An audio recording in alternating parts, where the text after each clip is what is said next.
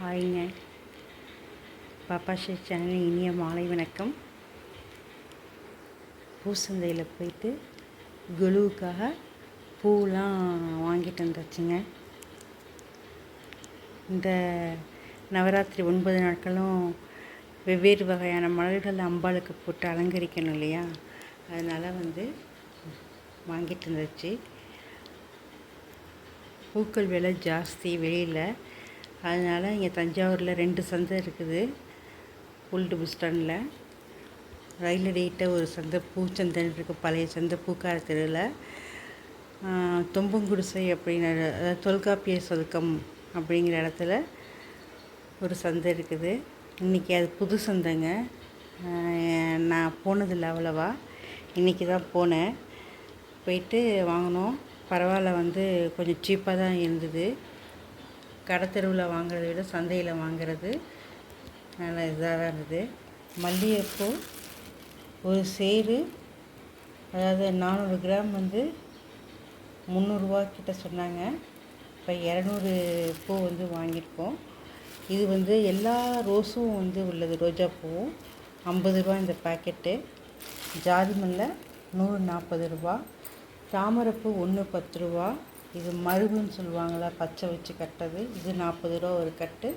மறுக்கொழுந்து அது 40 ரூபா. அதுக்கு இதை குறைச்சி பாதியாக வேணும்னு கேட்டால் தரமாட்டாங்க, அப்படியே தான் தருவாங்க. அப்புறம் சம்மங்கி பூ இது 80 ரூபா. இது சாமந்தி பூ கிலோ, 1 கிலோ 50 ரூபாங்க. ஆனால் வெளியில் 40 ரூபா, அரை கிலோ 40 ரூபா, அது மாதிரி பேக்கெட் வாங்க. இது 1 கிலோ 20 ரூபா தாங்க.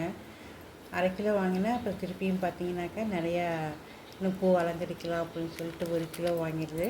இந்த பூக்கள்லாம் பார்த்தோம் அப்படின்னாக்கா, ரோஜா பூ பாருங்கள் என்ன அழகாக ஃப்ரெஷ்ஷாக இருக்குது, நாட்டு ரோஸு.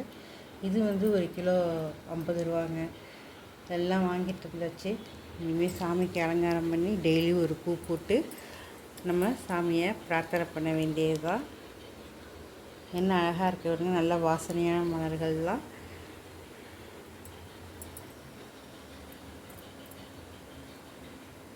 பாப்பா ஸ்ரீ சேனலின் சார்பாக எல்லோரையும் குலுவுக்கு, நம்ம வீட்டுக்கு எல்லாரையும் வாங்க வாங்க அப்படின்னு சொல்லிட்டு